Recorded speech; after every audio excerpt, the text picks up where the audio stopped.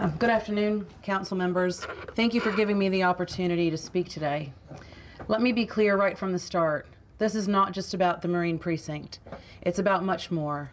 This is about transparency, accountability, and the future of our city.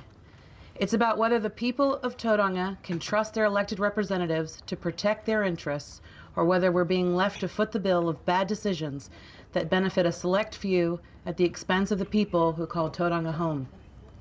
Today, we're here because this council made a decision behind closed doors, taking a strategic asset, the Marine Precinct, and downgrading it to a non-strategic asset. Then, suddenly, like magic, an unsolicited buyer appeared, offering a price far below its true value. And because of this reclassification, no public consultation was required.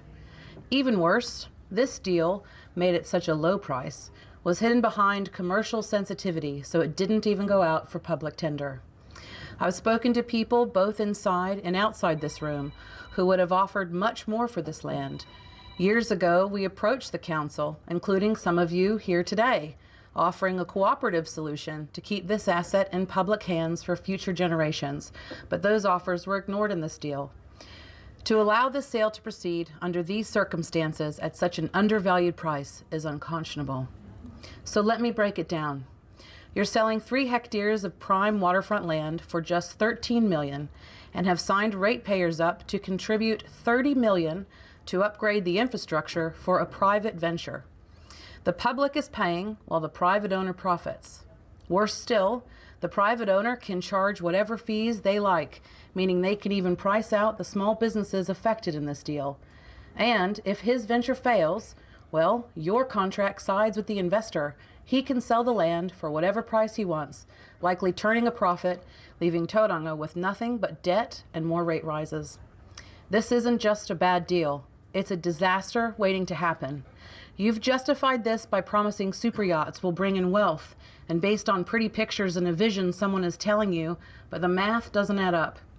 Even in the best case scenario, your own projections say that each super yacht visit contributes around $70,000 to $100,000. Meanwhile, the existing marine industry, which you're pushing out, workboats, logistic vessels, and fishing boats, contributes well over to $100 million annually right now. Not in a dream or a vision. Yet you're ready to sacrifice that for a speculative luxury industry and pretty pictures. But this isn't just about the numbers. This deal is the latest in a long series of questionable decisions made behind closed doors of this council. You claim to have consulted iwi and the public, but by your own policies, iwi should have had first right of refusal once the precinct was downgraded to a non-strategic asset.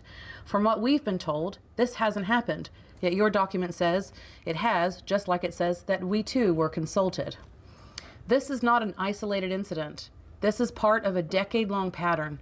I have spoken to 4 different mayors and 5 governance teams about transparency, and yet here we are, still fighting for it, still being told to look ahead and not look back. Yet each time we look forward, the past, it comes back to haunt us.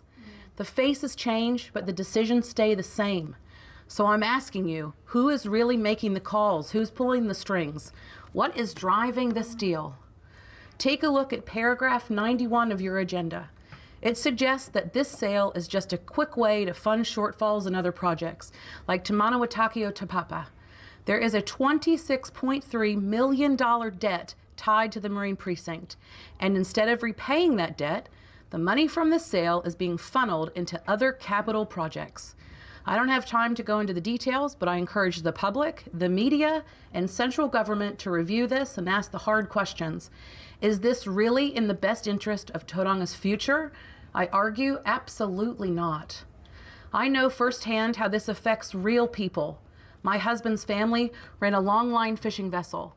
We weren't just fishermen. We were ambassadors of sustainable fishing, bringing world-renowned Michelin star chefs to Tauranga. Until this council sold the Marine Precinct in another shady deal, gutting our industry. When I hear this council frame this issue as super yachts versus fishing, it's not just wrong, it's offensive. This isn't about small, dirty boats. It's about families like mine who spend months at sea to bring fresh fish to Kiwi tables.